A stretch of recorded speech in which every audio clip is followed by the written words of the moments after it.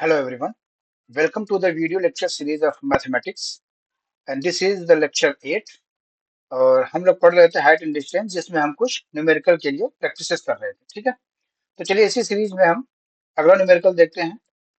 सो आज का न्यूमेरिकल है, जो पहला न्यूमेरिकल है वो ये कहता है कि 1.5 metre tall boy is standing at some distance from a 30 metre tall building.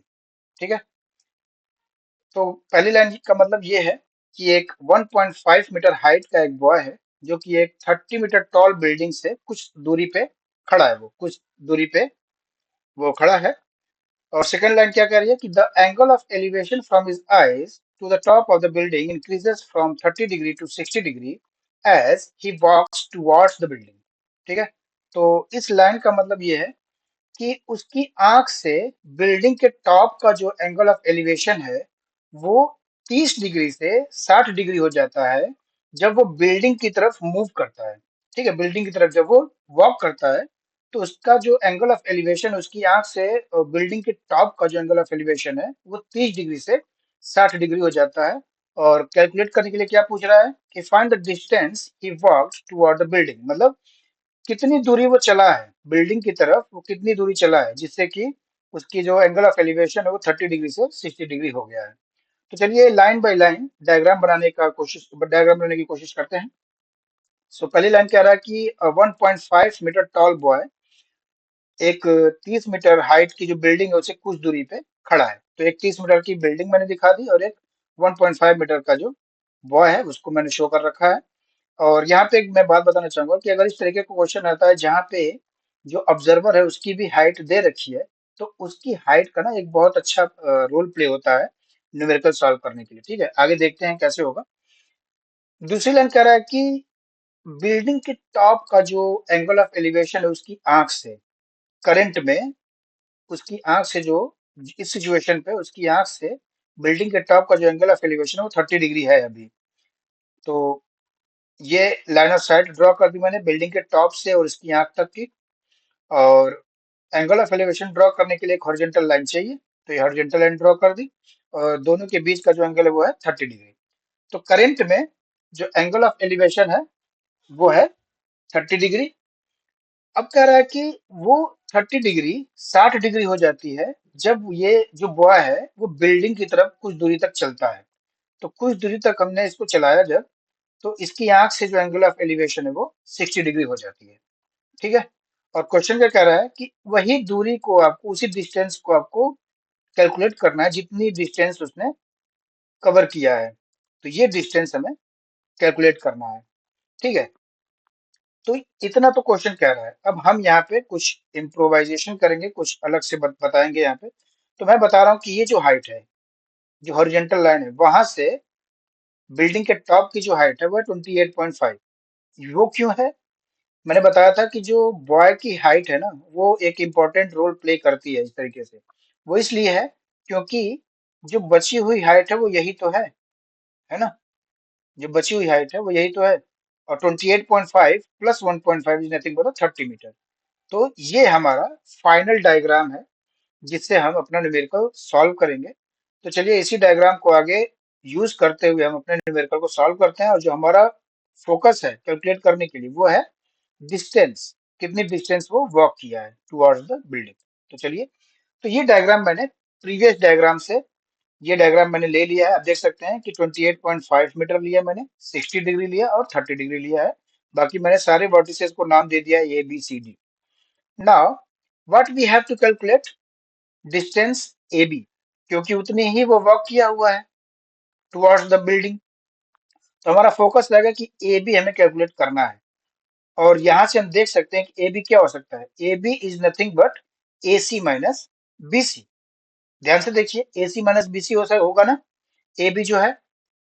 तो अगर हमारे पास ए सी आ जाए और हमारे पास अगर बी सी आ जाए तो हम दोनों को माइनस कर देंगे जब, तो हमें ए बी की वैल्यू कैलकुलेट हो जाएगी जो कि हमारा आंसर होगा। तो और आप इस डायग्राम में ध्यान से देखिए, हमारे पास दो राइट एंगल ट्रायंगल हैं। एक है ट्रायंगल ए सी डी, देखिए जरा ए सी डी एक राइट एंगल ट्रायंगल है और दूसरा ट्रायंगल है बी सी डी। ठीक है, तो एक एक करके हम यूज करेंगे और अपने आंसर तक पहुंचेंगे। और किसी भी ट्रायंगल को आप यूज कर सकते हैं पहले। ठीक है, हमारा पर्पस सिर्फ ये है कि हमें एक बार एसी कैलकुलेट करना है और एक बार बीसी। तो चलिए स्टार्ट करते हैं। In triangle A C D for angle A. तो ए सी डी कैलकुलेट करना है तो हमें ये पोर्शन हटा देंगे, हम इसको नेग्लेक्ट कर देंगे और ए सी डी के लिए हम कैलकुलेट करेंगे। तो ट्रायंगल ए के लिए अब ध्यान से देखिए, हमें ए सी कैलकुलेट करना है। तो ट्रायंगल ए के लिए ए सी क्या है? बेस है। और हमारे पास अवेलेबल क्या है? परपेंडिकुलर ट्रायंगल ए के लिए। तो कौन सा ऐसा ट्रिग्नोमेट्रिक रेशियो है जिसको हम यूज करेंगे तो हमारा परपेंडिकुलर और बेस दोनों यूज होगा? अभी तक आपको पूरी तरीके से याद हो जाना चाहिए, which is nothing but tan A. ठीक है, तो tan A is nothing but perpendicular upon base, और perpendicular is nothing but BC और बेस है एसी। tan 30 डिग्री ए की वैल्यू मैंने 30 डिग्री रख दी, tan 30 डिग्री बीसी की वैल्यू मैंने 28.5 रख दी, और एसी हमें कैलकुलेट करना ही है। tan 30 की वैल्यू क्या होती है बताएंगे? 1/√3। वैल्यूज मैंने पुट कर दी हैं। अब यहां से आगे क्या होगा? Cross multiplication. तो AC multiplied by 1 is equal to AC, और AC इज इक्वल टू 28.5√3। तो हमारा जो पहला टास्क था AC कैलकुलेट करने के लिए, वो हमारे पास आ चुका है। ठीक है, now in triangle BCD for angle B. तो अगर BCD हमें कैलकुलेट करना है तो हमें इस पोर्शन को नेग्लेक्ट कर देना चाहिए। ठीक है, तो BCD में एंगल बी के लिए हमें अभी क्या करना है? BC। और अगेन हमारे पास परपेंडिकुलर अवेलेबल है, तो सेम यूज होगा। tan B is equal to D C upon B C. और बी की वैल्यू क्या है? 60 डिग्री, तो मैंने पुट कर दिया। बीसी की वैल्यू सेम है 28.5। बीसी कैलकुलेट करना है। tan 60 की वैल्यू क्या होती है? √3, मैंने यहाँ पुट कर दिया। और क्रॉस मल्टीप्लीकेशन करने के बाद हमारे पास आंसर आता है √3 B C is equal to 28.5। तो B C is equal to 28.5 upon √3। और यहाँ पे मैं रेशनलाइजेशन करूंगा, √3 अपॉन √3 से मल्टीप्लीकेशन करूंगा तो ये आ जाएगा। ठीक है, तो आगे देखते हैं। अब हमें पता है कि A B is equal to A C upon B C है। तो हम यहाँ पे, मैंने रेशनलाइजेशन की नहीं किया, डायरेक्टली कर दिया है। ठीक है, तो आप रेशनलाइजेशन करके भी कर सकते हैं, मैंने यहाँ डायरेक्ट माइनस कर दिया है। तो A B is equal to A C की वैल्यू पुट कर दी और बी सी की वैल्यू पुट कर दी है। आप चाहें तो जो बी सी की वैल्यू है उसको रेशनलाइज कर सकते हैं। करने के बाद जो आंसर आएगा वो सेम आएगा। ठीक है, तो यहाँ पे मैंने जो सिंपली मैंने कैलकुलेट किया हुआ है वो 28.5 मल्टीप्लाइड बाई 3। क्यों आ गया 3? आपको इस तरीके के क्या कहते हैं, एडिशन सब्सट्रैक्शन आने चाहिए। एंड देन 28.5 अपॉन √3, और इस तरीके से हमने जब सॉल्व करेंगे, दिस इज नथिंग बट 19√3। तो ये कैलकुलेशन पार्ट है, ये आप खुद से भी कर सकते हैं, और चाहे तो आप रेशनलाइजेशन करके भी कर सकते हैं। आप देखेंगे तो 28.5 मल्टीप्लाइड बाई √3 अपॉन 3 करेंगे जब, तो 28.5 √3 हो जाएगा, और नीचे डिनोमिनेटर में 3 हो जाएगा। 3 से ये 28.5 डिवाइड हो जाएगा, आएगा आपका 9.5 आई थिंक। ठीक है, और 28.5 √3 माइनस 9.5 √3, और इस तरीके से आप उसको माइनस करेंगे तो 19√3 ही आएगा। तो आप चाहे जिस भी मेथड से करेंगे, ए बी आपकी जो वैल्यू है वो 19√3 ही आएगा। तो आंसर कैसे लिखेंगे? Distance walked toward the building is 19√3 metre. Unit लिखना नहीं भूलेंगे, क्योंकि यूनिट न लिखने से मार्क्स कट जाते हैं। ठीक है, तो यूनिट लिखेंगे 19√3 मीटर। तो ये हमारा पहला क्वेश्चन था जिसका आंसर हमने इस तरीके से स्टेप बाय स्टेप कैलकुलेट किया। नाउ सेकेंड क्वेश्चन हम देखेंगे क्या कह रहा है।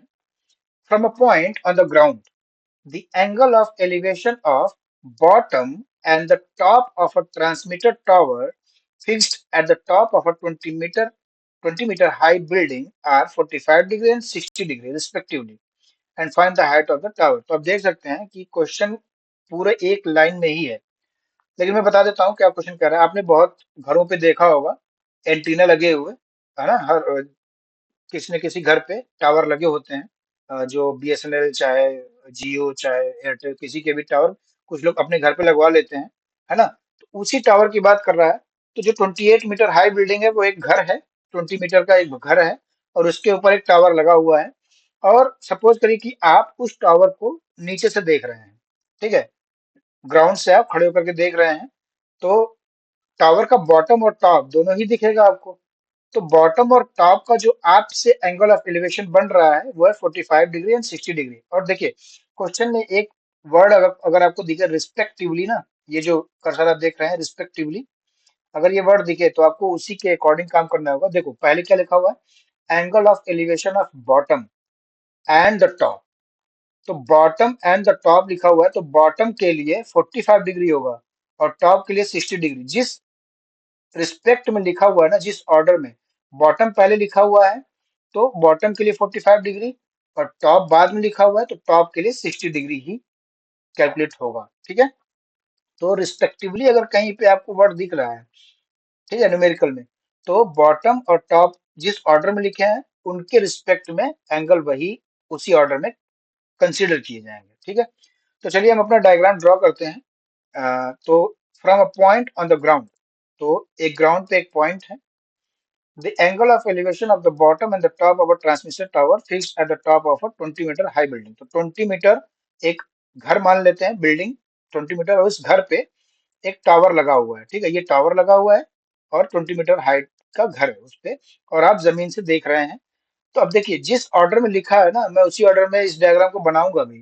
कहते हैं ना कि क्वेश्चन में ही आपका आंसर होता है। जिस तरीके से क्वेश्चन बोला है अगर आप उस तरीके से डायग्राम बना लेते हैं तो आपका क्वेश्चन सॉल्व है। तो कह रहा है कि बॉटम का एंगल ऑफ एलिवेशन कितना है, 45 डिग्री। तो टावर के बॉटम का, तो टावर का बॉटम कहाँ पे है, यहाँ पे, और उसका जो एंगल ऑफ एलिवेशन है वो है 45 डिग्री। एंड टॉप का जो एंगल ऑफ एलिवेशन है वो कितना है, तो टॉप का एंगल ऑफ एलिवेशन 60 डिग्री। तो ये हो गया आपका 60 डिग्री। ये है आपका करेक्ट डायग्राम। अगर आपने रिस्पेक्टिवली वर्ड देख करके कंफ्यूज हो जाते हैं और आपने एक्सचेंज कर दिया तो आपका क्वेश्चन एकदम गलत है। जो एग्जामिनर होगा वो आपका डायग्राम देख करके ही मार्क्स काट देगा, नहीं देगा आंसर, मार्क्स नहीं देगा। ठीक है, और कह रहा है कि find the height of the tower. तो हाइट ऑफ द टावर मैंने एच मान लिया है और सारे जो वर्टिसेस है उसको मैंने एक नाम दे दिया, ए बी सी डी। अब क्या करना है हमें, आप यहाँ पे खोजेंगे राइट एंगल ट्रेंगल कितने हैं यहाँ पे, तो दो एंगल हैं, तो दो राइट एंगल ट्रेंगल हमें मिलेंगे। एक राइट एंगल ट्रेंगल है ए बी डी, देखेंगे, और एक राइट एंगल ट्रेंगल है ए बी सी। ठीक है, दिख रहा होगा आपको। तो चलिए स्टार्ट करते हैं किसी भी एक एंगल से। हमें कैलकुलेट करना है क्या, डीसी। ठीक है, तो इन ट्रायंगल एसी बी की बात हो रही है, in triangle AC B for angle A. तो ये वाला पार्ट हम हटा देंगे क्योंकि हमें एसी भी चाहिए था। देखिए, तो एसी बी तो सिर्फ हमारा बॉटम वाला जो राइट एंगल ट्रायंगल वही है, तो हम इसको हटा देंगे। अब इसमें आप देखिए हमें क्या कैलकुलेट करना है। ठीक है, तो tan ए, क्योंकि हमारे पास बेस नहीं है तो हम बेस कैलकुलेट करेंगे। tan A is equal to B C upon A B. ठीक है, परपेंडिकुलर हमारे पास अवेलेबल था तो tan ए हमने यूज कर लिया। tan 45, और जैसे ही 45 देखे आपको खुश हो जाना है। क्यों, क्योंकि tan 45 की वैल्यू 1 होती है। बहुत ही अच्छा लगता है जब tan 45 आपको दिखता है। मुझे तो बहुत खुशी होती है क्योंकि मेरा कैलकुलेशन बहुत ईजी हो जाता है। ठीक है, तो tan 45 is equal to 20 upon A B, और tan 45 का की वैल्यू जो होती है 1, तो ए बी की वैल्यू 20। यही यही खुशी होती है कि बहुत ज्यादा कैलकुलेशन नहीं करनी पड़ी। जो हाइट है वही बेस आपका है। ठीक ठीक है, तो ए बी की वैल्यू 20 आ गई। Now in triangle A D B, in triangle A D B for angle A, तो ये पार्ट हमने हटा दिया क्योंकि ए डी बी ही चाहिए।